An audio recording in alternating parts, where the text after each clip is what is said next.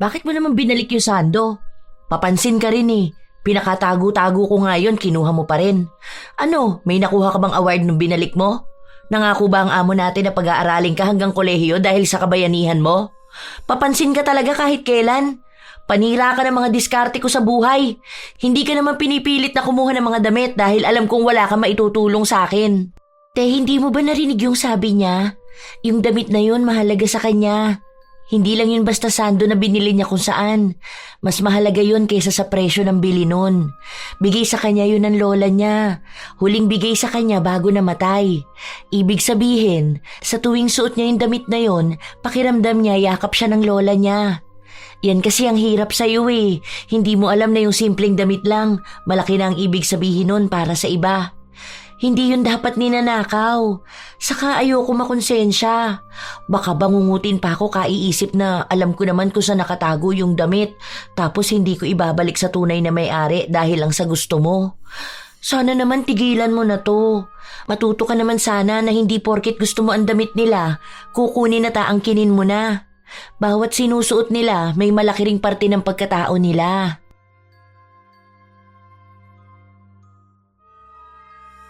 Paano kung ang pinagkakatiwalaan mong tao na dapat mag-aalaga sa mga damit na pinalalaban mo ay siya palang magnanakaw nito? Ganon ang ugali ni Heidi. Ngunit mukhang dahil sa ganong gawain, matagal niyang pagdurusahan ang ganti ng langit. Makakaya niya pa kayang labanan ng tadhana na siya rin naman ang pumili? O magkakaroon ng pagsisisi at pangako ng tunay na pagbabago?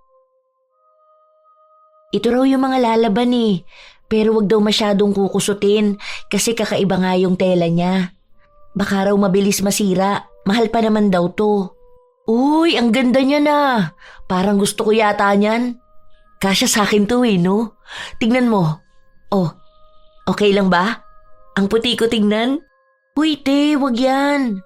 Ito, tingnan mo talaga kapag wala na nagpalabas sa atin dahil palaging may nawawalang damit sa kanila. Ewan ko na lang kung may makakain pa tayo sa susunod. Hindi naman nila makikita, ano ka ba? Praning ka lang talaga. Paanong hindi? Mga kapitbahay lang natin sila. Huwag na yung ganyan, te. Nakakahiya pagbintangan na magnanakaw. Buti nga yung ibang nawawala ng damit na papalusutan mo pa. Paano na lang kung hindi na? Kawawa naman si nanay. Baka pati sila pag-isipan na magnanakaw. Kasambahay pa naman yun. Akin na yan. Huwag mong pagnasaan ang gamit ng iba. Takot ka naman masyado. Ang duwag mo. Paano kaya tayo niyan magkakaroon ng magandang damit? Sawa na ako rito sa mga suot nating mukhang basahan. Isang mapagpalang araw, Lola Telang. Sa tagal ko na pong nakikinig sa inyong channel, naiengganyo na rin po ako magbahagi ng sarili kong kwento. Tawagin niyo na lang po ako sa pangalang Heidi. Hindi ko po yan tunay na pangalan pero yan ang tawag sa akin sa probinsya namin sa Occidental Mindoro. Taong 2004 nagsimula ang kwento kong ito, Lola Telang. Nasa edad 24 ako nung mga panahon na yon. Panganay sa 9 na magkakapatid. Mahirap ang buhay kaya hanggang grade 5 lang ang natapos ko. Ang nanay namin ay kasambahay habang ang tatay naman namin ay sumasama sa paggawa ng bahay. Bilang panganay, obligado akong tumulong sa pamilya namin. Kasama kong naglalabandera ang pangatlo kong kapatid na si Mau. Minsan, yung mga damit na pinapalaba ang dinadala sa amin. Sa likod ng maliit naming bahay, may poso na ginagamit namin kapag naglalaba kami. Minsan naman, kapag yung mga taong may kaya sa buhay, kami ang dumadayo sa kanila. Kapag ganun kasi may washing machine silang gamit, mas mabilis para sa amin.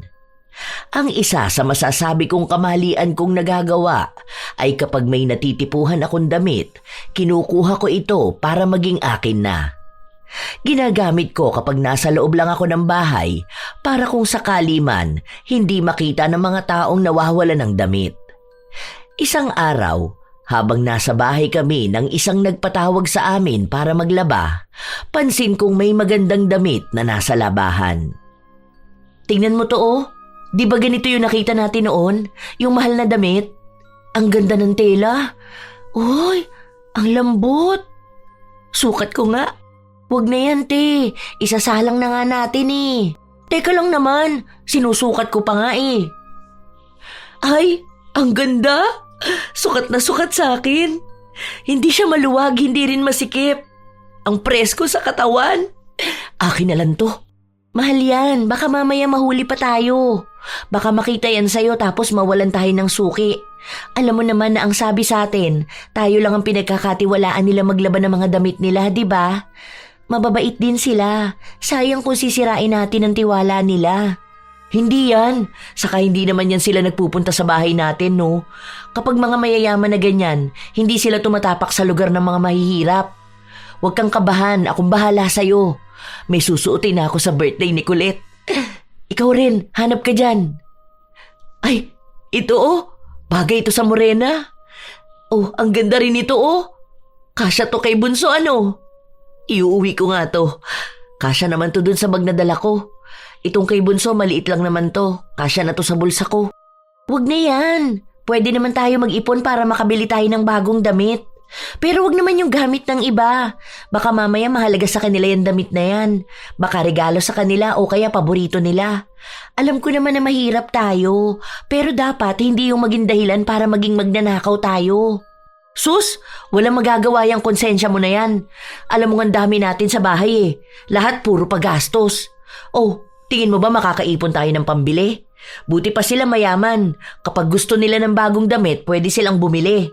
Saka marami yan silang damit. Hindi na nila mahahalata kung ano yung nawawala. Hindi mo naman siguro ako isusumbong, di ba? Walang nagawa ang kapatid ko. Kinakabahan pa nga siyang lumabas ng bahay noon dahil baka biglang maghalughog ng gamit namin o kaya makita ang ninakaw ko. Pero nakauwi kami ng bahay na may bitbit na 4 na damit, may bra at panty rin.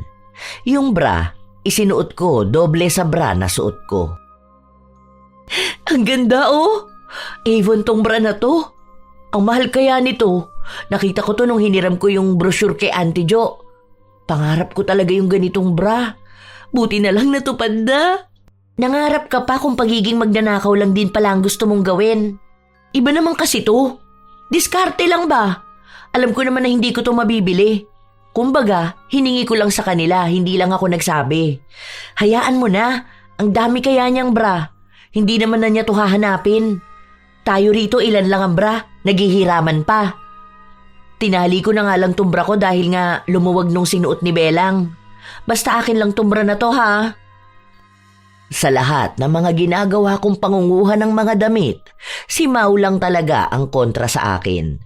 Hindi niya rin sinusuot ang mga kinukuha ko dahil sinasabi niya na mas mainam pang mukhang basahan ng suotin niya kaysa sa pag-aari ng iba na ninakaw lang. Pero hindi ko naman siya pinipilit. Ilang linggo pa ang lumipas, palaging sa bahay ng mayayaman kami dumadayo. Simula kasi noong nagkaroon ng kanya-kanyang poso ang mga kapitbahay namin, bibihira na silang magpalaba. Sa bahay naman ng mga mayayaman, hindi pa naman masyadong uso noon ang CCTV. Kung meron mang CCTV ang bahay nila, isa lang, doon lang mismo sa tapat ng gate. Wala silang nilalagay sa likod kung saan kami naglalaba. Kaya kahit na magnakaw ako, walang nakakapansin. Kampante rin naman ako na hindi ako ilalaglag ng kapatid ko. Hanggang sa may isang balita kaming natanggap. 3 lang daw yung pwedeng maisama papuntang Ermita. Malayo ba yun? Sasakay pa ng Roro eh. Kukuha raw kasi ng tao para sa bubuksang laundry shop. Saan daw ba magbibigay ng biodata? Bili ka nga muna 2, tag-isa tayo. Sasama tayo dun. Sa syudad yun. Mas malaki ang kikitain natin dun. Libre nga raw ang bahay pati pagkain. 150 isang araw. Uy, pwede na yan. Kung 2 tayo, may 300 na tayo sa isang araw.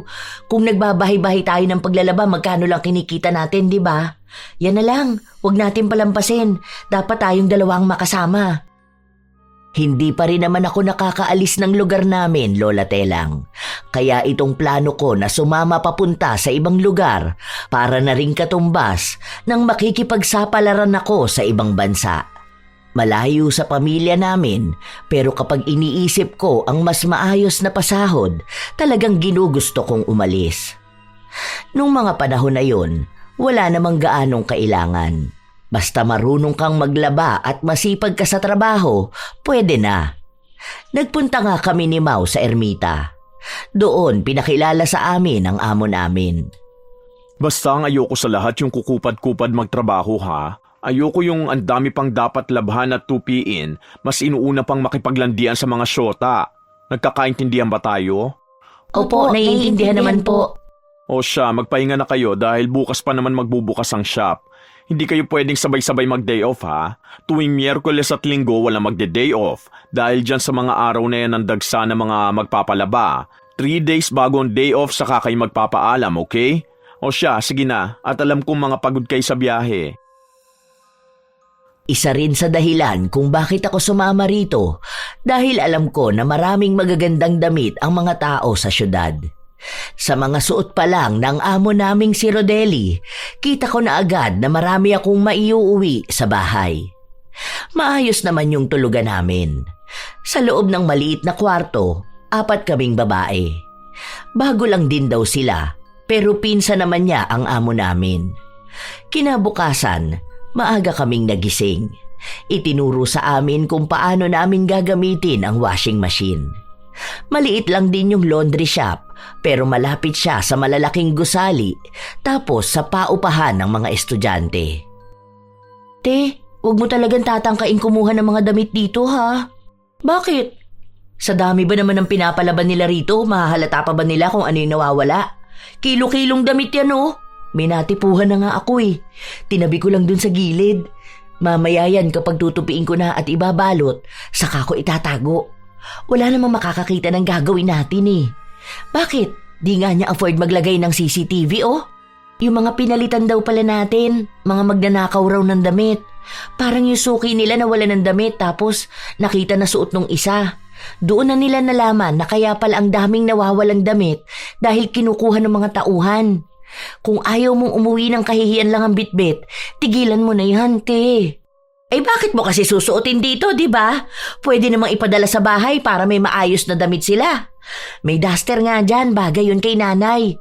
Kukunin ko yun. Hindi ko lang alam kung paano ko ipapadala eh. Baka mahal sa LBC. O kaya ipapasabay ko na lang kung sakali na may uuwi papunta sa atin. Huwag na te, mahiya ka naman. May trabaho naman na tayo eh. Mas madali na sa atin bumili niyan. Ang sabi ni Ate Luisa, malapit lang daw ang Baklaran. Kapag daw wala siyang pasok, pupunta siya doon para bumili ng damit ng anak niya. Mura lang daw doon. Mas maganda na yung ganun kesa naman magsusuot sila sa bahay ng galing sa nakaw. Malaking kasalanan pa rin yun. Hindi yun malaking kasalanan. Dahil ano ba naman yun? Di ba kumuha lang naman ako? Hindi naman yun pagnanakaw ng pera. Damit lang yun, paglulumaan din nila yun. Gagawing basahan. Huwag ka nalang magulo dyan. Hindi ko pinakinggan ang kapatid ko. Dahil madalas na kami-kami lang ang naroroon at madalas na wala ang amo namin na nagbabantay sa amin, nakakapuslit ako ng damit. Kung ano-ano ba naman kasi ang pinapalabas sa amin. Meron pa nga mga panty. Sakto na maluluwag din ang garter nung sa akin, kaya kumukuha ako pa isa-isa. Siguro naman kung suot ko yung panty o bra na ninakaw ko, hindi naman makikita dahil panloob naman yun. Wala namang magpapahubad sa amin dito. Halos 2 buwan na kami pero kahit paano, nakakakalahati na ako ng maliit na sako bag. Sa ibabaw nun, doon ko nilalagay yung mga binili ko sa Baklaran. Pero mga laruan lang yon na may kalakihan. Pantakip ko lang kung sakali na tingnan ang mga bag namin. Pero mukhang wala namang pakialam ang amo namin kaya malaya ako. Hanggang sa isang araw, may pumunta at nagrereklamo. May nawawala raw siyang damit. Ano po bang klaseng damit, ma'am? Paano po kayo nakakasigurado na nawawala yun? Ang sabi ng ginang, bilang niya raw ang pinalaba niya. Kulang nga raw yung damit ng asawa niya. Kulay asul na damit at may maliit na burda sa harapan. Naalala ko yung itinabi kong damit. Nasa ilalim yon sa lagayan ng mga sabon. Hindi ko pa nailalagay sa bag ko dahil nga andoon pa ang amo namin. Yung pinsa naman niya, Madalas na sumusunod sa akin dahil hanggang ngayon hindi pa rin masyadong gamay ang trabaho. Sigurado ba kayo na wala kayong naihalo sa damit ng ibang mga customer? Di ba ang sabi ko sa inyo, lagyan nyo ng label para hindi mawala ang mga damit? Yun naman po ang ginawa namin eh. Si Luisa po ang tagalagay nun. Kasi si Mau, siya naman ang nagsasalang ng mga damit. Ako naman ang nagtutupi at nagpapak. Ang sabi naman po ni Luisa, lahat naman daw yun. Wala naman daw siyang nakakaligtaan. Baka naman po hindi niya na ipalabas sa atin. Wala naman nagre-reklamo rito na may nawawala silang damit eh. Hanapin nyo nga dyan. Di ba ang sabi ko sa inyo na kapag may customer, bibilangin nyo sa harapan nila kung ilan ang damit na pinapalaban nila? Gawain po yun ni Luisa. Nagpanggap na lang ako na naghahanap ako ng damit. Pinakita ko yung mga lagayan ng mga damit na hindi pa nalalabhan. Dahil wala kaming makita, umalis na rin yung customer. Kaya ang nangyari, hindi umalis ang amo namin ng 3 araw. Malapit na ang day off ko, bigla akong kinabahan na baka kapag wala ako, makita yung damit na itinago ko. Minsan pa naman nagbibilang ang amo namin ng mga sabon. Magtataka yun kapag nakita niyang may nakasiksik na damit. Hanggang sa sumapit ang araw na wala akong pasok, pero sakto naman na umalis na rin ang amo namin. Mau, alam mo yung doon sa gilid ng mga sabon? Yung sa pinakasulok may damit dun. Mamaya kunin mo yun tapos pagbalik mo rito sa taas bigay mo sa akin. Ha? Ano yun? Huwag mo sabihin yun yung damit na hinahanap ng babae. Ate naman, pinapahamak mo talaga yung trabaho natin. Ang bait na nga ng amo natin eh. Kung mahuhuli tayo at babalik sa atin, magkano na naman ang sahod natin nun sa isang araw? Swerte na kapag may 150 tayo. Gusto ko na nga rito dahil kahit paano magaan ang trabaho. Hinaan mo kaya boses mo. Alam mo naman si Luisa, yung tenga niyan akala mo may antena. Ang bilis makasagap. Dali na, basta huwag ka lang papahuli para walang kaso. Kaya mo na yan.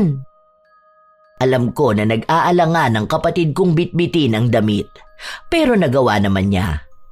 Ilang linggo pa ang nakalipas, umalis sa trabaho ang isa naming kasama galing sa probinsya. May sakit kasi ang anak niya, kaya kailangan na niyang umuwi. 3 na lang kaming naiwan sa laundry shop, pero dahil masipag at mabilis naman ako magtrabaho, ang sabi ng amo namin, kahit hindi na lang muna siya kukuha ng bago, magdadagdag na lang siya ng sahod para pwede naming gawin ang trabahong inalisan ng isa naming kasama. Ate, ano yung ginagawa mo? Bakit balot na balot naman yung sako bag mo? Ipapadala ko to sa bahay para hindi mabuksan. Nag-text na rin ako kay Aling Bet. Ang sabi ko, sabihin niya kay nanay na may kukunin siyang padala ko. Andito pa naman yung mga damit. Ipapauwi mo talaga yan sa bahay? Ipapagamit mo sa kanila yung mga ninakaw mo lang? Nakakatakot yan. Baka mamaya may sakit pala yung nakuhanan mo ng damit, di ba? Parang ang mangyayari niyan, madadamay din pati yung mga tao sa bahay. Wala yan, dahil nilabang ko naman yan. Ano bang gusto mo? Wala silang masuot na maayos? Huwag ka na dyan puro kontra. Mas mabuti pa, bukas kapag break time mo, pumunta ka ng M. Luwilier. Magpadala ka ng pera sa bahay. Huwag mong kontrahin yung mga ginagawa ko. Para sa pamilya natin yon. Noong mga panahon na yon, Lola Telang, nawili ako sa pagkuha ng mga damit. Kasi ang dali lang gawin. Isang damit sa kada may magpapalaba. Minsan wala akong kinukuha dahil ang papangit ng damit nila. Minsan naman binabalik ko rin yung damit kapag naisuot ko na. O kaya kapag gusto ko ng kapalit na damit, nilalagay ko sa ibang nagpapalaba. Wala naman silang reklamo. Ganon ang ginawa ko ng ilang buwan. Hanggang sa nakapag-ipon ako ng damit na ipapadala sa bahay. Kapag puno na ang sako bag, pinapadala ko na ito. Dahil magaganda ang mga damit, sinabi ko rin kay nanay na ibenta niya para dagdag kita. Wala namang makakakita noon dahil malayo at nung panahon na yon wala namang social media. Isang araw, bigla ang dumating ang amo namin. Sa gulat ko, nabitawan ko pa yung damit na ipupuslit ko dapat. Ano yan? Bakit yan ang bitbit mo? Ano po to? Ipapalaba ko ulit kasi may naiwan naman siya. Hindi ata matanggal kaya bala ko patakan ng kalamansi. Kung ayaw matanggal, baka hindi yan madadaan sa ganyan.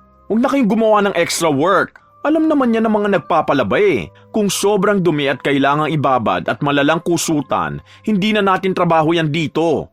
Baka po kasi magreklamo sila eh. Eh di sabihin nyo na hindi naman lahat naman siya natatanggal ng washing machine. Isoli mo na yan doon. Hayaan mo na yan. Munti ka na akong mahuli noon, Lola Telang. Kabado rin talaga ako, pero mabuti na lang naniwala siya sa palusot ko. Sa ilan pang araw na lumipas, nanatili lang sa shop ang amo namin. Hindi ko alam kung kailan siya aalis, pero gusto ko talagang umalis na siya. Ang dami kong nakikitang damit, tapos hindi ko man lang makuha dahil minsan nakatayo siya sa gilid namin. Para bang nagmamasid sa trabahong ginagawa namin. Isang gabi, bago kami matulog, lumabas muna kami ng kapatid ko para bumili ng pwedeng kainin. Hindi pa kasi kami dinadalaw ng antok. Tingnan mo yon, yung babae na naka-t-shirt na may malaking print sa likod. Ang ganda, di ba? Pinalabas sa atin yan. Kursunada ko nga eh. Kasi kita ko bagay yan kay Kakay. Ang kaso lang, andyan pa kasi si Sir kaya hindi ko makuha. Kinakabahan ako. Buti naman nakakaramdam ka ng kaba. Huwag mo na kasing pag-interesan yung mga damit niya. Hayaan mo na sila. Tingnan mo nga, sinusuot at ginagamit nila oh. Kahit na ba? Bakit? Sa bahay ba natin hindi nila yan magagamit? Saka pinagbebenta ko si nanay ng mga damit doon. Ang gaganda nga raw kaya nauubos agad. Binibili ng mga kapitbahay natin. Medyo mahal din naman pasabay nun pero ayos lang din kasi bawinan nila may kinita pa. O di ba ang talino ko? Kung nag-aral lang ako baka pwede ako maging negosyante. Negosyante na puro panlalamang ang ginagawa? Wala kang ang puhunan kundi ka pa lang ng muka. Kukuha ka ng gamit ng iba tapos yun ang gagamitin mo sa negosyo mo. Alam mo, kung ganyan ang gagawin mo, ewan ko kung hindi ka talaga tamaan ng karma. Ilang taon ka na naniniwala ka pa rin sa karma. Hindi yan totoo, no? Kung yung mga masasamang tao hindi nakakarma eh. Paano mo naman nasabi na hindi sila nakakarma? Eh hindi mo naman nakikita ang pang-araw-araw nilang buhay. Yung mga taong kinakarma, malamang hindi naman nila yun ipagsisigawan sa mga tao. O kaya, pwedeng ang karma nila, mismong sarili nila, na hindi sila makapagbago. Basta, kung ako sa'yo, magbago ka na lang. Pagiging magnanakaw pa rin yung ginagawa mo. May panlalamang pa rin sa kapwa. Hindi kita pakikinggan. Basta ang alam ko, okay lang to. Saka simpleng damit lang naman ang nawawala sa kanila eh. Yung mga mayayaman na yan, kaya nilang bumili kahit na ilang damit pa ang gusto nila. Kaya yung isang damit na nawawala sa kanila, pwede nilang palitan ng 3 pa. Wala ka talagang konsensya, ate. Kinabukasan, habang maayos kaming nagtatrabaho, may pumunta sa shop at may hinahanap na damit. Ang amo namin ang una niyang kinausap. Ang akala ko ay simpleng bagay lang yung nawawala. Hindi ko rin naman alam kung ano yon dahil sa dami ng pumapasok sa shop. Hindi ko naman sila kabisado lahat.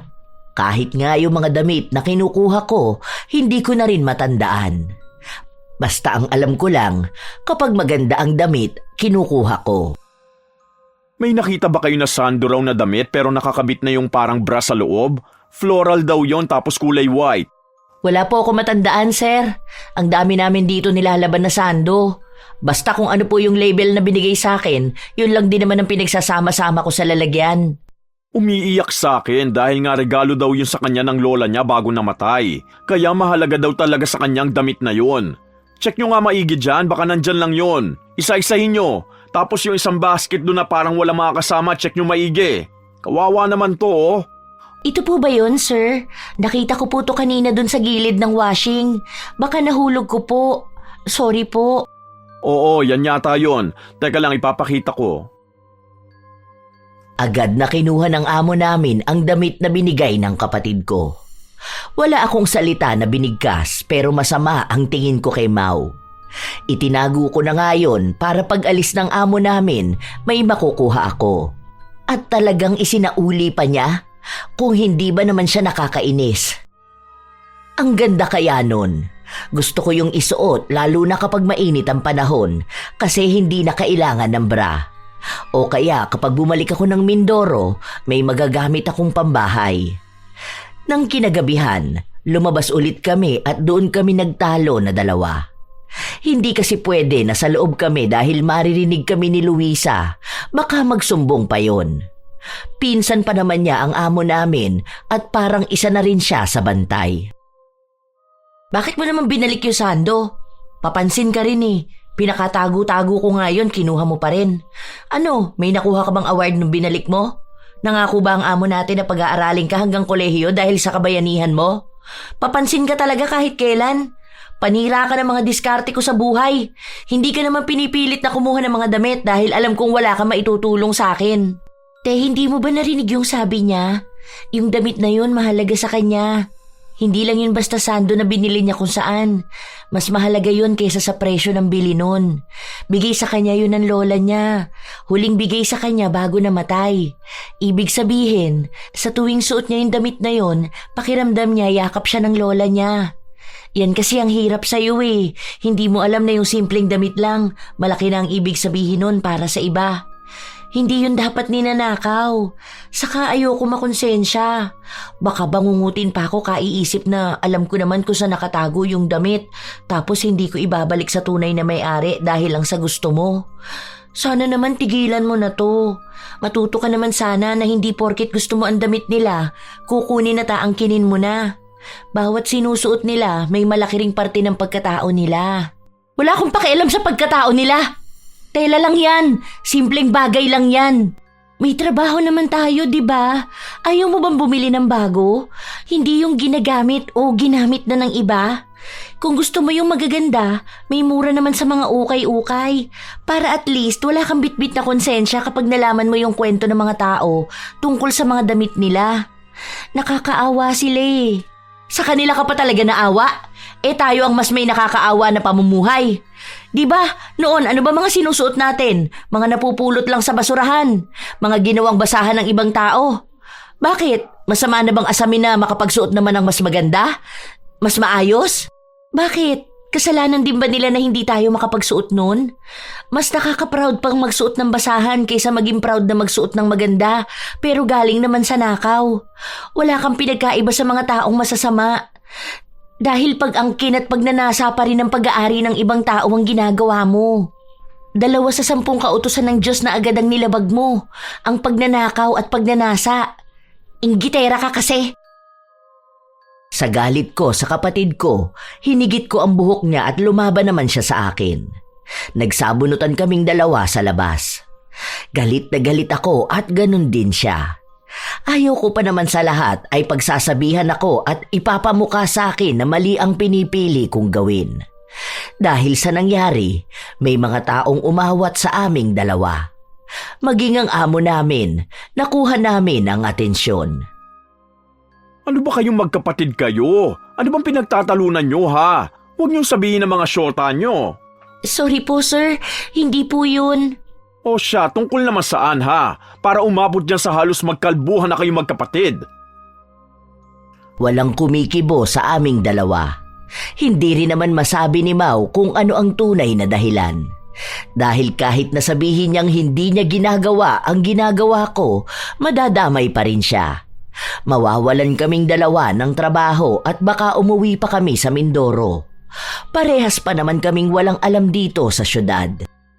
Aber, wala magsasalita sa inyong 2? Kung wala naman pala kayong pinag-aawayan, huwag kayong maghilahan ng anit ha? Tapos sa tapat pa talaga ng laundry shop, ayoko ng pampamala sa negosyo ko. Itong dahilan kaya ayoko sanang kumuha na magkapatid eh. Pinakiusap lang kayo sa akin. Sa susunod na makita kong nag-aaway kayo na baka makaapekto sa negosyo ko, mapipilitan akong tanggalin kayo sa trabaho. Kahit na magagaling at masisipag kayo. Sorry po talaga sir, hindi na po namin uulitin. Matapos nun ay iniwan na nila kaming 2 ni Mau. Kahit na paano ay bumaba ang tensyon sa aming magkapatid. Hindi muna kami nagkibo ang 2. Dahil baka kapag may nagsalita ay mauwi na naman sa pag-aaway. Hanggang sa kinabukasan, hindi pa rin kami nagkibuan. Hindi na ako makapagtago ng damit dahil kapag nakikita ni Mau, sinasadya niyang ipalagay kung kanino ba dapat ito.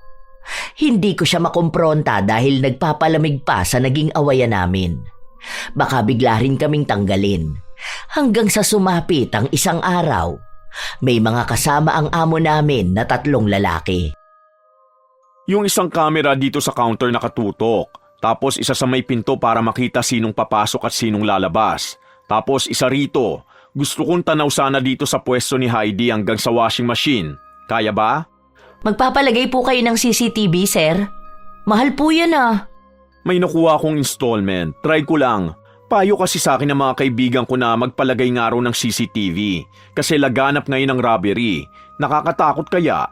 Yung friend ko dun sa may Sampaloc, pinasok yung computer shop nila. Aba wala pa namang guard dito. Baka mamaya biglang pasukin to. Mas okay na yan kahit na mahal ang pagpapakabit. Basta maging safe lang. Doon na nagsimula ang aking pangamba. Dahil kapag may CCTV na kami, ibig sabihin ay hindi na ako pwedeng basta magsuksok ng damit na nanakawin ko. Mas madali akong mahuhuli. Kaya kailangan kong umisip ng ibang paraan. Habang nagtatrabaho ako, nakatingin ako sa mga kamera. Tinitingnan ko rin kung saan lang ito nakatutok. Limitado lang naman ang kamera pero kailangan ko pa ring mag-ingat para hindi ako mahuli. Ano ba yan? Yung hindi hagip ng kamera dun sa pwesto ni Luisa. Paano naman ako niyan? Ang dami pa naman itong balak kong kunin. Ano ate? Baka naman hindi ka pa magpaawat niyan. Kita mo ba? May mga kamera na oh. Kapag nakuhanan ka lang dyan, naku, alam mong tapos ka na. Masaya ka pa ngayon? Di ba dapat nga tinutulungan mo ko para naman may maibigay tayo sa bahay? Baka paraan na rin yan para magbago ka. Pinapakita sa'yo na kapag tinuloy mo pa yung ginagawa mo, baka kung ano na lang talaga mangyari sa'yo. Kapag nalaman pa naman na magnanakaw ka ng damit, hindi ka na patatawarin. Wala na rin pagkakataong ibibigay sa'yo. May pamamahiya na, wala ka pang trabaho. Kaya lumaban ka na lang ng patas. Basta alam kong wala akong maling ginagawa, wala akong dapat ikatakot. Kung alam mo lang din sana kung para saan tong ginagawa ko ngayon. Baka sa susunod magpasalamat ka na lang din sa akin. Kapag ako naging negosyante, makikita mo, mali ang pagdududa mo sa akin na kaya ko. Kung tamang pagiging negosyante sana, matutuwa pa ako. Pero negosyante na ninakaw ang puhunan, walang dapat ikatuwa. Dapat pang ikahiya. Umirap lang ako. Pero ang mga CCTV na yon, wala pa rin namang nagawa kung gusto ko talagang magnakaw. Pansin ko na walang kamera papunta sa likod. Kung saan doon isinasampay ang mga damit. Kapag natuyo na kasi yun, kukunin ko na tapos saka ko aayusin para pagsamasamahin. Naisip ko na kung doon ako kukuha, walang makakakita sa akin. Hindi naman nagpupunta doon si Luisa dahil lang sabi niya mainit nga raw at sa counter siya. Siya lang din ang pwedeng magbukas ng kaha. Kung pupunta ron si Mau, wala rin naman siyang magagawa kung mahuhuli niya ako. Tuwang-tuwa ako noon, Lola Telang, kasi pakiramdam ko talaga nung mga panahon na yon na ang talino ko. Kasi biruin mo yon, may CCTV na, pero nakakaisip pa ako ng paraan para maisakatuparan ang gusto ko. May mga nananakaw pa rin akong mga damit pero hindi na katulad noon na mas marami. May mga natatanggap kaming reklamo mula lang dun sa mga alam ang bilang ng damit nila. Pero yung iba na basta na lang nagpapalaba, kahit na pakiramdam nila na may nawawala, hindi nila masabi kasi hindi naman sila sigurado. Hanggang sa isang araw, may nagpalaba sa amin. Siguro, kaedaran ko lang. Bakit kaya nagpapalaba pa sila ng mga panty at bra nila? Madali lang naman to labahan. Yung iba kasi dyan hindi talaga marunong. Merong pa yan dati doon sa mga nauna kong employee. Kahit may regla yung panty, pinapalaba nila. Yung isa kanina, yung babae, ano yun? Shota nun Chinese. Kaya hindi talaga yung naglalaba. Kapag tapos sila maghubad, diretso na rito ang mga damit nila. Ah, ganon? Kaya pala mukha na rin siyang Chinese. Akala ko naman Chinese talaga siya na nag-aral magtagalog. Ang baho niya kaya, pero mamahali ng mga damit niyan. Libo-libo ang halaga.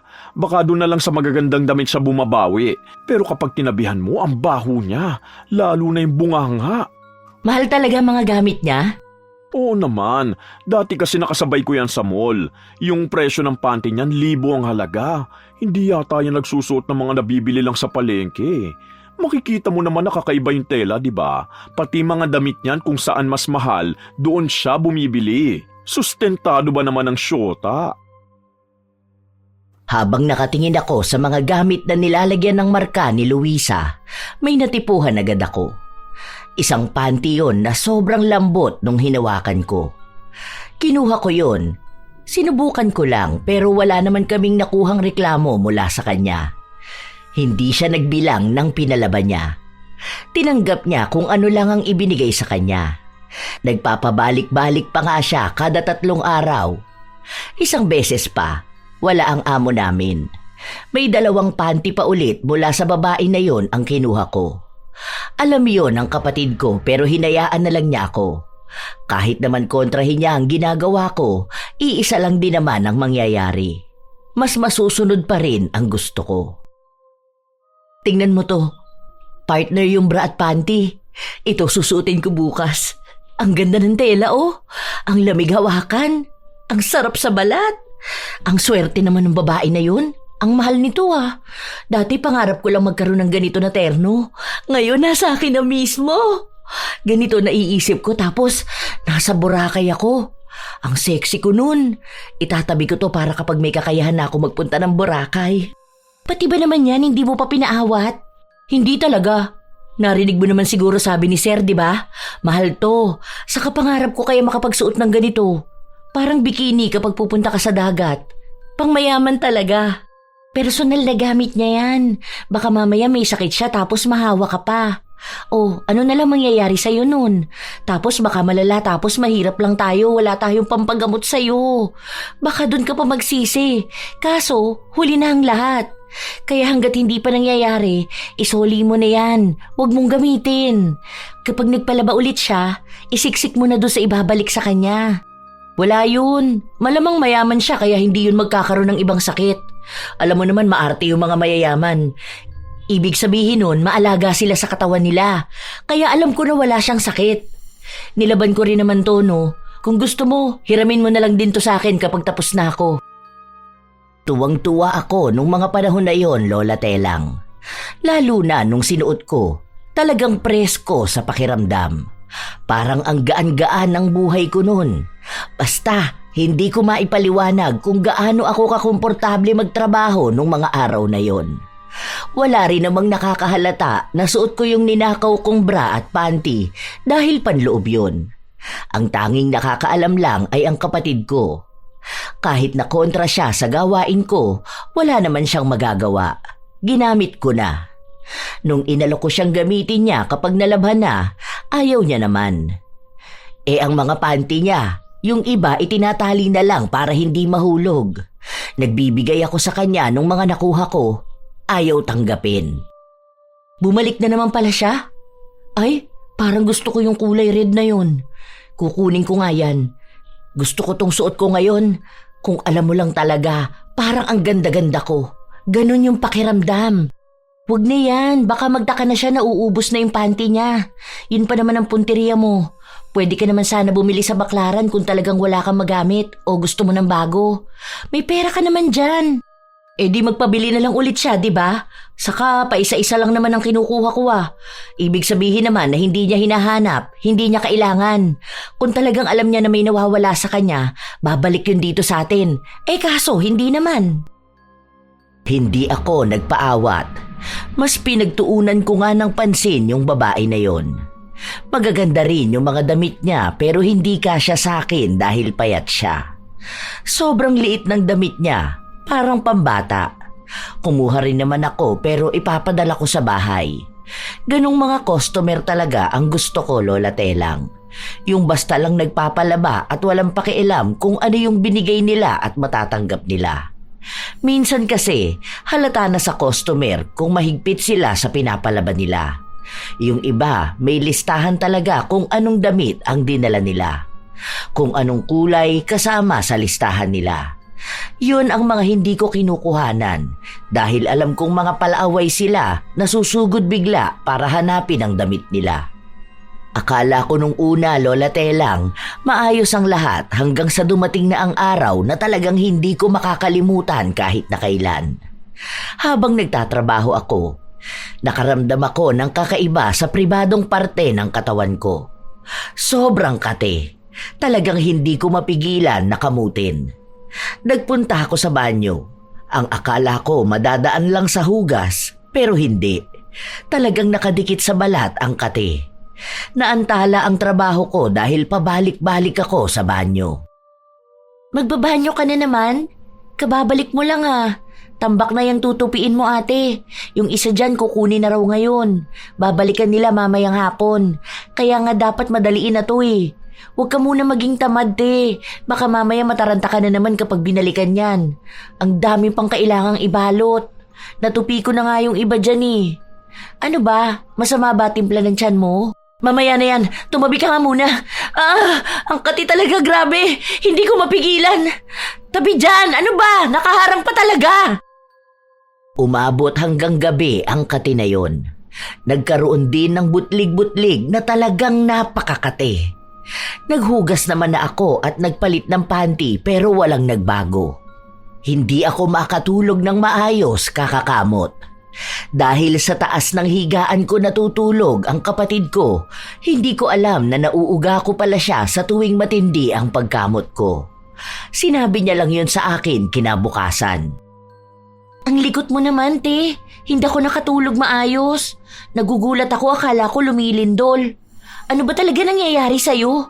Hindi ka makatulog, dinamay mo pa ako. Ang sakit tuloy ng ulo ko. Hindi ko alam eh. Basta, ang kati dito sa baba ko. Grabe talaga. Aray ko. Hindi ko mapigilang kamutin. Ay, eto na naman siya. Ay, sugat-sugat na to eh. Ano ba yan? Ang kati talaga. Maghugas ka kaya? Naghugas na nga ako eh. Sinabon-sabon ko pa nga. Maghugas ka nung maligamgam. Baka nagkaroon ka ng rashes. May panty liner ka bang suot? Baka naiirita kaya huwag ka na muna magsuot nun. Hindi naman ako nagsusuot niyan kapag wala akong period. Iba ngayon, talagang sobrang kate.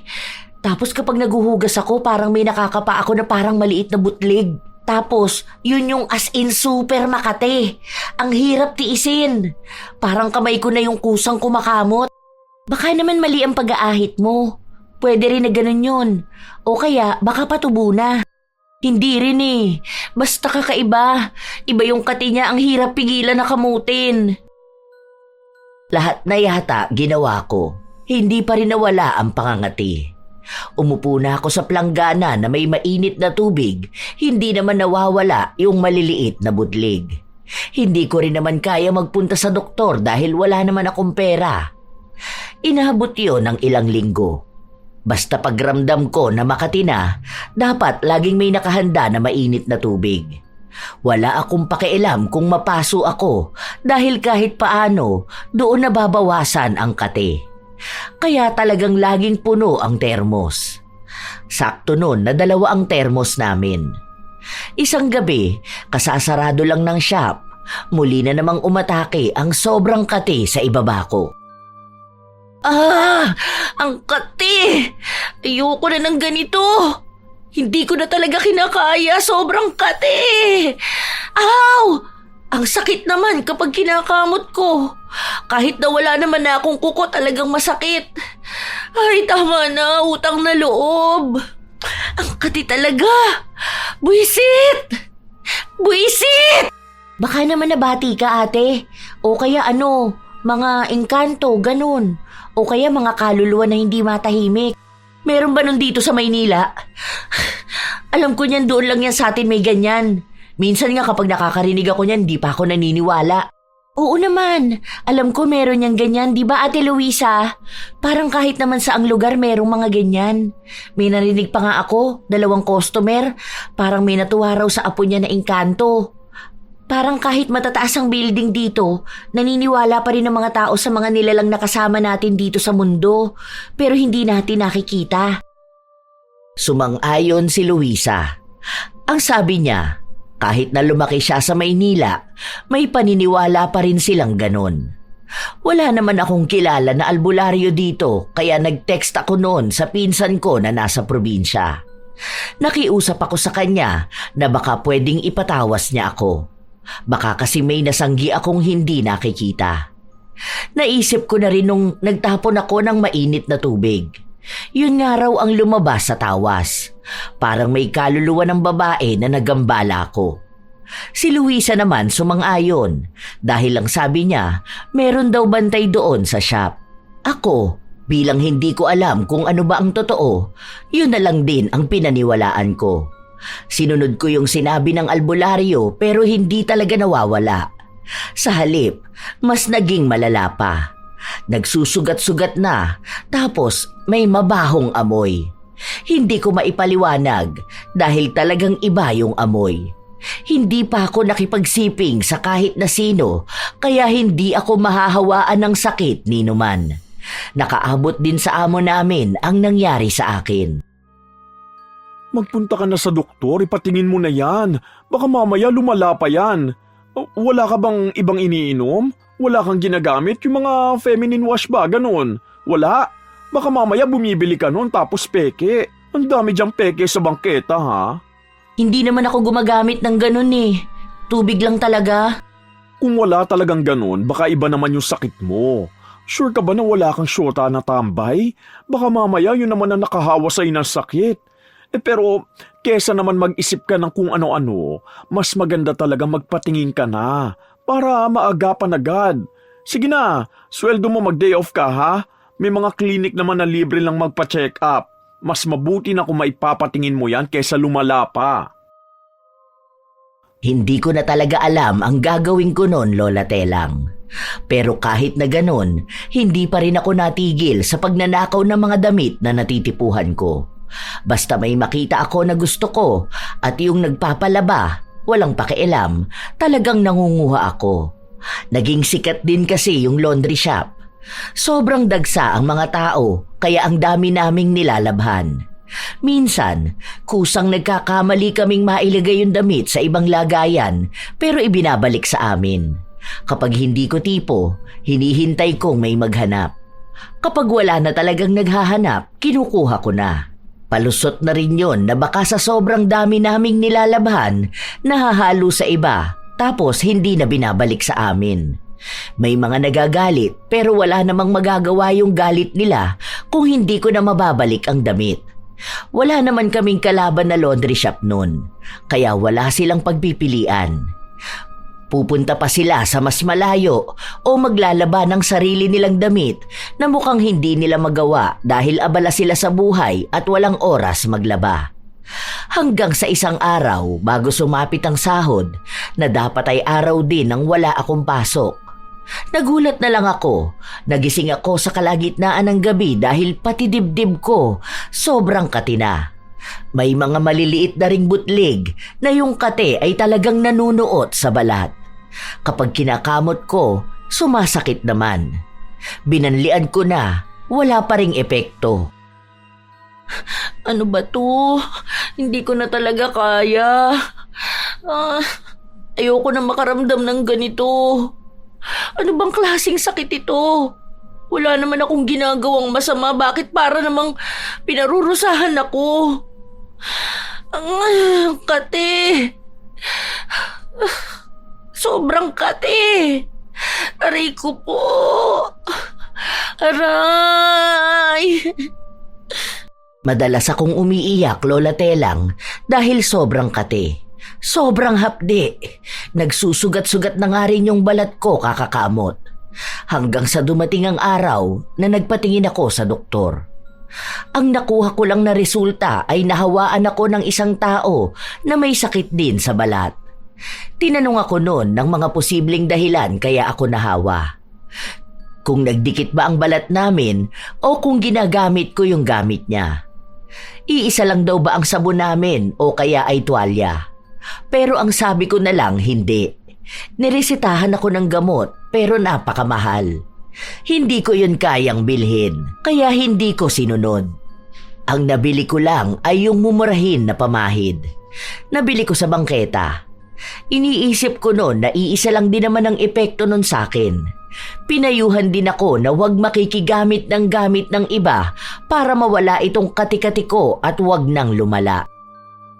Oh, anong sabi sa'yo? Ano raw ang kailangan mo? Malala na ba yan? Kumbaga, kailangan na ba ng operasyon? O baka naman madaan pa sa gamutan? Basta raw wag ako makikigamit ng gamit ng iba. Yun lang naman ang payo sa akin. Buti na lang iba ang sabon ko at tuwalya ko. Kakatakot kaya mahawa sa'yo. Baka mamaya talaga tanggalin ko na lang balat ko kapag sobrang kate. Saka nakakatakot kasi isipin. Pribadong partiyan tapos ganyan. Ibig sabihin may malalang sakit. Hindi ko talaga kayang isipin. Bumili naman na ako ng pamahid ko. Gagaling na rin siguro ako nito. Tuloy lang ang buhay. Ganun talaga eh. Hindi naman magtatagal tong sakit ko. Hindi kaya nahawa ka ng sakit nung mga kinukuhanan mo ng damit? Panty nung babae na may Chinese? Sabi ko sa'yo baka mamaya may sakit yung babae na yun tapos nahawa ka pa. Sabi pa naman ni sir na ang baho nun. Kasi bayaran din daw yun kung sino-sinong lalaki ang nakakasama. Malamang kung sinuot mo yung panty niya, baka may mga bakterya na naiwan dun. Personal na gamit niya kasi yun Minsan pa nga kapag sinasalang ko yung mga panty niya, may nakikita ko na parang bagong hubad niya lang tapos may kulay green. Hindi ka kasi nakikinig sa akin Nalaban naman na yun. Ibig sabihin, malinis na. Nasabunan na yun, tapos mainit sa dryer. Siguro naman mamamatay yung mga bakterya. Baka may allergy lang ako. Bawal muna raw ako sa malalansa, ganun. Hindi muna ako kakain ng sardinas o kaya itlog. Iiwasan ko muna yung mga ganun. Tingnan mo, kapag naiwasan ko yung mga ganun, gagaling din ako. Allergy? Lumaki ka sa hirap tapos magkakaroon ka nun? Kahit na nilabhan mo, may bakterya na hindi namamatay sa paglalaba lang. Kaya nga hindi ka dapat nagsusuot kung hindi sa'yo. Ayan tuloy ang napapala mo. Karma na yan. Kaya tigil mo na yung pagnanakaw mo. Pati sakit nanakaw mo tuloy. Hindi nga kasi tutungkol dun. Ang kulit mo naman Ikaw pa talaga yung nainis, te. Ikaw na nga ang pinagsasabihan ko. Totoo naman na nakuha mo yan kasi magnanakaw ka. Sisingilin ka na ng karma. Akala mo kasi porket damit lang kinuha mo, hindi ka na pwedeng matawag na makasalanang tao. Oo, dahil alam ko naman na wala tong kinalaman sa ginagawa ko. Baka may kakaiba lang din akong sakit na ngayon lang nakita. Gagaling din naman ako. Saka imposible yung karma na yan, no? Hindi naman yan totoo. Gawa-gawa lang yan ng mga matatanda para paniwalain yung mga bata na may bawi ang langit kapag gumawa sila ng masama. Hay, ewan ko sa'yo. Matanda ka na, dapat alam mo na kung anong tama at mali. Kahit hindi tayo nakapag-aral, siguro naman may utak tayo para malaman kung anong ginagawa natin. Hindi naman natin pwedeng isisilang sa kahirapan. Kung mali, talagang mali.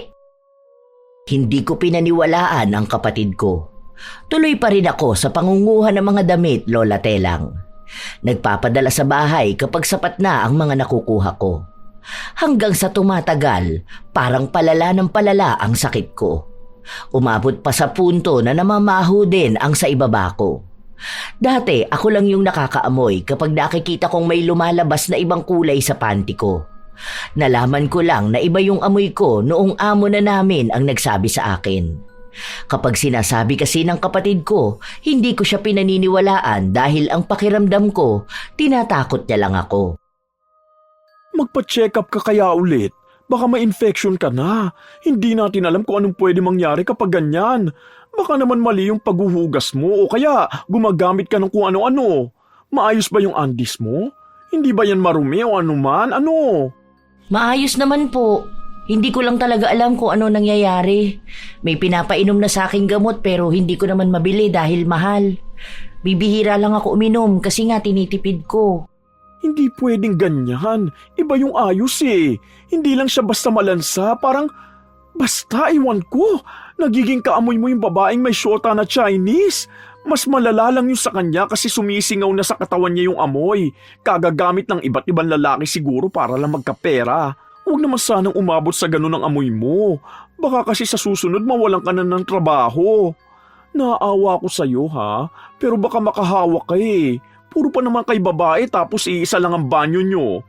Paano kung uupo ka sa inidoro tapos uupo rin doon yung mga kasama mo?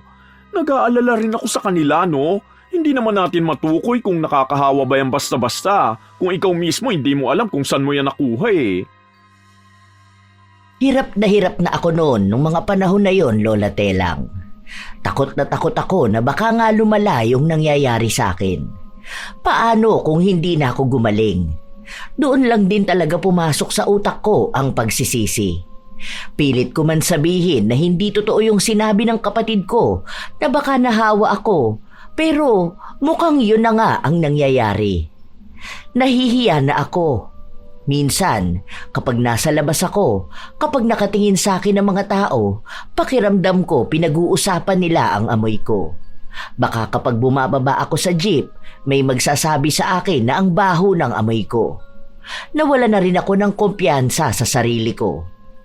Isang gabi, wala si Luisa, kaya kaming dalawa lang ng kapatid ko ang nasa kwarto.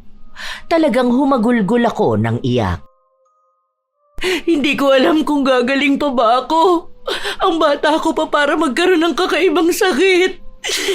Bakit naman ganito? Bakit ako pa na hindi kayang gumasto sa gamutan?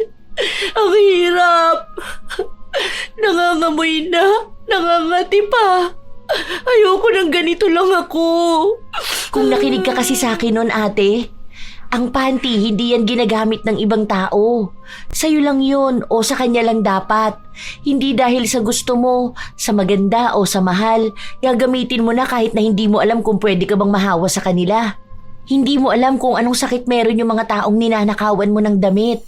Baka mamaya yung iba pala may an-an, may buni, o anong eksema sa katawan. Tapos ikaw na inggit ang pinairal, nagnakaw kaya nahawahan.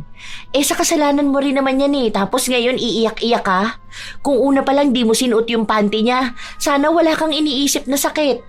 Alam mo na nga na mahirap lang tayo Malamang hindi natin kaya yung gamutan na kaya niya.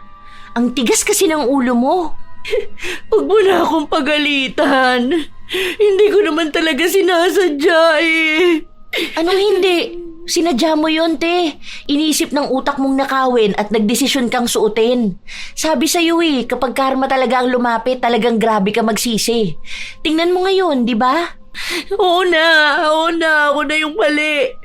Yan naman lagi mong pinapamukha sa akin Anong gagawin ko nito? Paano na ako? Malamang gamutin ang sarili mo at itigil ang pagiging magnanakaw mo. Itapon mo na yung mga ninakaw mo. Huwag mo na ibabalik sa kanila, baka sila naman ang mahawa sa'yo. Maawa ka na lang sa kanila. Sa susunod, huwag ka na ulit magnanasa ng hindi naman sa'yo. Para iwas ka sa ganyang problema. Sayang naman yun. Ang gaganda kaya ng mga yun. Ang sarap suotin nun Di sige, suotin mo na lang ulit. Bahala ka dyan. Sinayang mo oras ko. Sana natulog na lang ako. Total ayaw mo naman makinig sa akin. Di sige lang. Umiyak ka na lang kapag talagang huli na ang lahat. Yung hindi ka nagagaling. Yung hindi ka na makakapag-asawa dahil baka mandiri lang din sa'yo. Sige lang, maging magnanakaw ka lang palagi. Gulong-gulo pa rin ang utak ko nung mga panahon na yon, Lola Telang. Kasi naman, ang iniisip ko noon ay puro na lang panghihinayang. Paano ko naman pipigilan ang sarili kong hindi kumuha kung yung mga mata ko ay nagsasabi talaga na ang ganda nun at bagay sa akin o bagay sa mga kapatid ko? Pero pilit na pinapaalala sa akin ni Mau na kung gusto kong gumaling, magbago ako. Pero mas nanaig pa rin talaga sa akin ang pagiging magnanakaw. Kumukuha pa rin ako ng ibang gamit. Yung mga panty na gamit ko, tinapong ko na pero kumuha ako doon sa iba na mukhang walang sakit. Wala akong magagamit Pero mas lumala pa ang nangyari sa akin. Madalas na sumasakit na ang puson ko. Hindi na ako dinadatnan. Mas mabaho na yung lumalabas sa akin. Kahit na anong hugas ko, kahit bumili pa ako ng kung ano-ano, hindi na talaga ako gumaling. Hanggang sa umabot sa punto na nahuli nga ako ng amo ko na nagpupuslit ng damit. Kitang-kita niya mismo kung paano ko ilagay sa bag ko ang mga damit. Hanggang sa hinalungkat niya ang gamit ko. Nakakita siya ng mga maliliit na damit. Walang hiya ka? Isa ka rin pala sa mga magnanakaw? Hindi ka man lang nahiya? Ang bait-bait ko pa naman sa'yo! Sorry po. Sorry. Kailangan ko lang talaga magpadala ng mga damit sa bahay. Isang beses lang naman yan, sir. Huwag mo naman ako tanggalin sa trabaho. Kailangan ng pamilya namin ng pera. Sige na po. Isang beses? Ano, Mau? Isang beses lang tong ginawa ng ate mo? Sorry po. Hindi po Ilang beses na po. Kaya hindi ko po kayo masisisi kung paaalisin niyo kami. Ilang beses ko na po siyang pinagsabihan pero ayaw niyang makinig sa akin. Isa pa po, isa rin sa hinala ko kaya siya nagkaganyan dahil nahawa na siya sa mga panty na ninanakaw niya dun sa babae na syotanong Chinese. Seryoso ka, Heidi? Ginagamit mo yung pinaggamitan ng iba? Hindi ka banlang ba nandiri? Isipin mo yun, kapag tapos niya magpagamit sa lalaki, hindi mo pa alam kung naghugas siya bago niya isuot ang panty niya, tapos kapag hinubad niya, ipapalaban niya rito. Hindi ka man lang ba kinikilabutan? Talaga ba? Nilaban ko naman yun, sir. Ay kung hindi ka nga naman gaga, hindi ka man lang ba naturuan na yung mikrobyo ng panty hindi basta nawawala? Babae ka pero talagang okay lang sa'yo maging ganyang nakakadiri? Ay, di ko kinakaya. Bukas na bukas, umalis na kayo rito. Ibibigay ko ang huling sahod nyo. Sir, huwag niyo naman po kaming alisan ng trabaho. Pangako po, hindi na po ako magnanakaw ulit. Nung pumasok kayo rito, alam nyo naman na ayaw ko sa lahat yung magnanakaw, di ba? Ganon ang ginawa ng mga nauna. Kapag niloko na ako, hindi na ako nagbibigay ng second chance. Dahil kung may CCTV na nga, nagawa mo pa rin magnakaw, paano pa kaya sa mga susunod? Magiging magaling ka na niyan magtago. Umuwi ka na lang sa inyo. Magbago ka at magpagaling. Masipag ka pa naman sana, pero sadyang maling-mali ang ginawa mong pagiging magnanakaw. Kahit na lumuhod ako sa harapan ng amo namin, hindi na talaga ako napatawad. Sobrang problemado ko noon dahil kailangan talaga namin ng pera. Ayaw kong bumalik sa amin na ang gagawin ko lang ay maglaba kapalit ng maliit na halaga. Nanghihinayang ako sa nawala sa akin pero galit na talaga ang amo namin. Gusto na niya kaming paalisin kaagad kung hindi lang gabi nung mga sandali na yon. Nang maibigay na sa amin ang huling sahod kinabukasan, umalis na rin agad kami. Hindi ko na naman mapigilan ang luha ko. Ano ba? Wala ka ibang ginawa kundi umiyak. Kung hindi naman dahil sa'yo, hindi naman tayo mapapauwi eh. Ikaw ang umuwi mag-isa dahil ako maghahanap ako ng iba kong mapapasukan dito. Ako kaya ko ang sarili ko. Kaya kong makisama sa ibang tao. Huwag ka na dahil kapag magkasama tayo, lagi na lang ako napapahamak. Kung hindi mo sana ako nilaglag eh, pwede mo naman ako pagtakpan na. Para namang hindi mo alam kung paano. Ilaglag man kita o hindi, alam na ni sir kung ano ang totoo. Kitang-kita na niya. Magsinungaling man ako o magsabi ng totoo, iisa lang ang mangyayari. Mawawalan pa rin tayo ng trabaho. Kahit na paano, isinalba ko na lang ang dignidad nating dalawa. Mahirap tayo pero sana yun lang kaya natin, di ba? Hindi naman kailangan ng pera para maging totoong tao. Huwag mo iyakan o isisi sa ibang tao ang nangyari sa'yo. Ang inggitera mo kasi at ambisyosa ka. Hindi ka rin magkakasakit kung hindi ka nagnasa ng pag-aari ng iba eh. Ayan, pati yung hindi mo gusto nakuha mo. Ayoko na sumama sa'yo dahil baka mahawaan mo ko. Hindi ng sakit kundi ng karma mo. Sinubukan ko pang pigilan ng kapatid ko na umalis, pero iniwan niya talaga ako. Ako naman, wala na namang nagawa kundi ang umiyak. Umupo ako sa isang gilid habang iyak ng iyak. Nung mga panahon na yon, Lola Telang, hindi ko talaga matanggap sa sarili ko na may mali ako. Kasi iniisip ko na simple lang naman ang ginawa ko. Ganun na ba yun kalala para magkaroon ako ng karma? Na bakit ako lang? Bakit yung mga masasamang tao na mas malala pa ang ginawa sa akin? Bakit sila hindi magkaroon ng karma? Umabot pa nga hanggang kinabukasan, andoon lang ako, hinihintay ko kung magpapakita ba sa akin ang kapatid ko, pero hindi na. Wala akong kaalam-alam kung nasaan siya. Masyadong malawak ang Maynila. Saan ko naman siya hahanapin? Wala naman siyang cellphone noong mga panahon na yon. Ako lang ang meron. Noong nagpasya na akong umalis, doon naman nagpakita ang kapatid ko. Inaya ko na siyang umuwi na kami. Ihahatid na lang kita hanggang sa sakayan. Hindi na ako sasama pabalik sa bahay. Bakit? Sige, kung ayaw mong bumalik, pwede naman tayo maghanap ng papasukan natin. Mahihirapan ka dahil dyan sa kalagayan mo. Hindi lahat ng amo dito kasing bait ni sir. Alam naman natin yun. Hindi lahat maiintindihan ng sitwasyon mo. Natatakot na rin ako na paano kung mahuli kang magnakaw? Anong pwede nilang gawin sa'yo? Paano kung hindi ka na makauwi sa bahay? Pangako, hindi ko na yun uulitin. Mahirap ang pangako kung hindi ka rin handang tuparin yun. Kilala kita ate. Kahit mangako ka ngayon, alam kong darating ang araw na matutokso ka sa magagandang damit. Kapag natukso ka, makakalimot ka na naman. Tama na to, te. Sana naman intindihin mo ang sarili mo. Huwag mong palaging sisihin ang iba sa nangyayari sa'yo. Baka yung sakit mo, baka yan ang paalala sa'yo na dapat hindi ka magnakaw ng gamit ng iba. Dahil malala ang balik sa'yo. Sana gumaling ka na at magbago ka na. Tumatak talaga sa akin ang mga salitang sinabi ng kapatid ko, Lola Telang. Mas matanda ako sa kanya, pero mas may utak pa siya sa akin. Hindi nga siya sumama pa uwi sa bahay. Wala kaming ibang komunikasyon, pero sa ulado naman niya ang numero ko. At kung darating ang araw na makakabili siya ng cellphone, pwede niya ulit akong kausapin. Alam ko na matatag ang kapatid ko. Mas magandang buhay ang nakaabang sa kanya. Habang nasa bahay ako, doon ako nagpapagaling.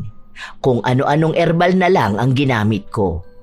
Nagsumikap akong magtrabaho kahit na may sakit ako. Balik ako sa pagiging labandera. May laundry shop akong napasukan. Bagong bukas lang yon sa lugar namin. Maliit ang sahod kumpara noong nasa Maynila ako. Pero kahit na paano, maayos naman dahil may pagkukuhanan ako ng pera.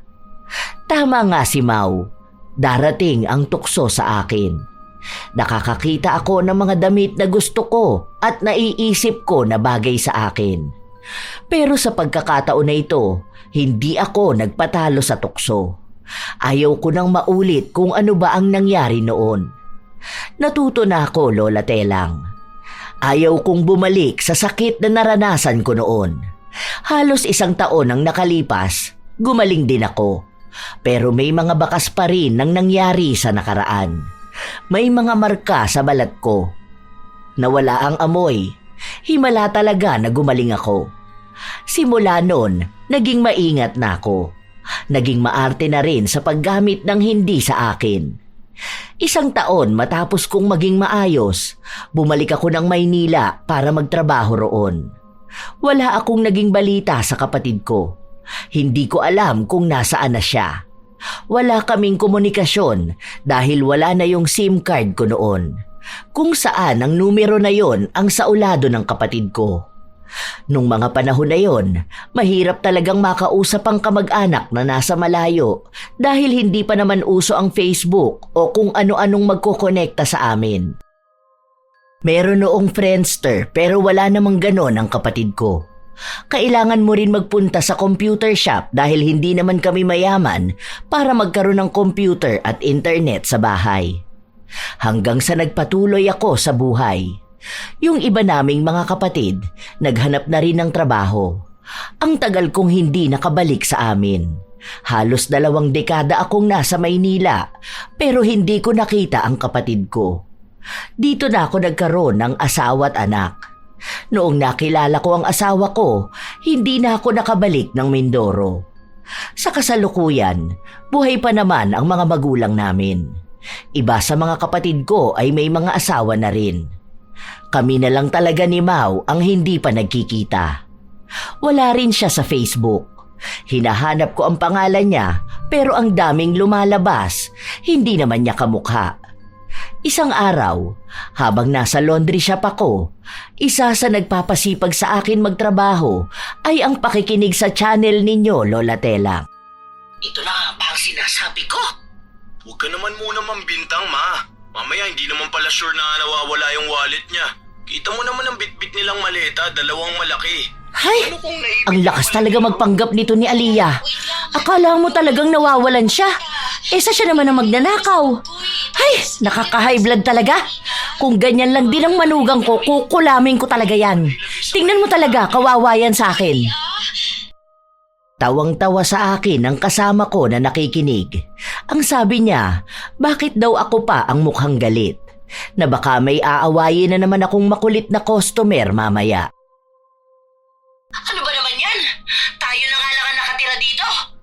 May nawawala kang gamit? Bakit hindi mo sinasabi? Nahihiya ako magsabi eh. Lo, Sino ang namang kapal talaga ng muka.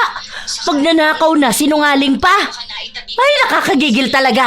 Kapag nangyari yun, mas lalo Naku! kitang hindi mapapatawad. Dinaan na naman sa iyak at paawa yung biyenan niya. Isa pa to sa sobrang bait, nakakagalit na. Itong gigil ko na to, dapat sulit parusa nito mamaya ah. Masama mo. Dapat barangin na yan. Yung may lumalabas na uod sa mata. Buti na lang wala ako sa kwento na yon. Ay nako, ako talagang mananakit dyan kay Aliyah. Ay, nakakainis. Kung magalit ako sa isa sa mga karakter sa kwento mo, Lola Telang, parang hindi ako naging magnanakaw noon. Totoo pala talaga na nakakagalit ang makakilala ng magnanakaw. Ngayon naiintindihan ko na ang kapatid ko. Yan din ang naging dahilan kung bakit ako nagpadala ng kwento sa iyo, Lola Telang. Gusto ko ring ibahagi ang mali kong nagawa noon. At ang pagpapatotoo na tunay nga ang karma. Na kung anumang masama na nagawa ko, malupit pala ang babalik. Ang isa sa ikinatutuwa ko ngayon, nagkaroon ako ng pagkakataon para magbago. Gumawa ako ng hakbang at hindi ko hinayaan na malubog ako sa kasalanan ko. Kung sana lang nakikita ng kapatid ko ang malaking pagbabago sa akin, alam kong matutuwa siya. Sana maging malaking tulong din ang pagbabahagi ko ng kwento para makarating sa kanya. Maraming salamat po, Lola Telang. Sadya talagang may mga tao na mas pinangingibabawan ng tukso. Inaakala nila na kapag maliit lang ang bagay, isang pirasong damit, isang gamit na hindi naman daw hahanapin ng may-ari, ay wala itong magiging epekto. Pero ang katotohanan, anuman ang ninakaw, may malaki itong epekto sa lahat. Ang pagnanakaw ay hindi sinusukat sa halaga ng kinuha, kundi sa kawalan ng respeto sa pagmamay-ari at sa pagkukulang ng isang tao sa sarili niyang prinsipyo. At sa isang trabaho gaya ng pagiging labandera, mas lalo itong mabigat. May tiwalang ibinibigay na kayang pahalagahan ang damit na gamit sa pang-araw-araw ng bawat pamilya. Kapag dinakaw ang tiwalang yun, hindi lang gamit ang nawawala, pati dangal at pangalan ay nasisira. Ang mga gawain na ganito, may katiyakang balik sa isang taong nagkasala.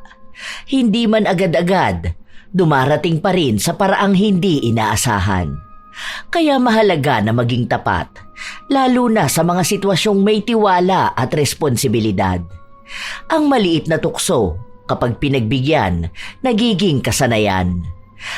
At kapag paulit-ulit na ginagawa, nagiging ugali hanggang tuluyang nakakasira ng pagkatao. Tandaan na lamang na huwag pagnanasaan kailanman ang pag-aari ng iba. Kung hindi iyo, huwag mong kukunin. Ang buhay ay hindi lang naaayon sa ganda ng damit o bagay na ninakaw mo. Ito ay makikita sa integridad na pinanghahawakan mo. Nawa ay magsilbing aral ang kwento ni Heidi na walang nagiging magandang dulot ang pagiging magnanakaw kahit mukhang maliit na bagay lang ito. At mga apo, kayo ay maaari ring magbahagi ng inyong komento at opinyon ukol sa kwentong ibinahagi ngayong araw. Ito ang inyong Lola Telang at maraming salamat sa pagsubaybay at pakikinig nyo mga apo.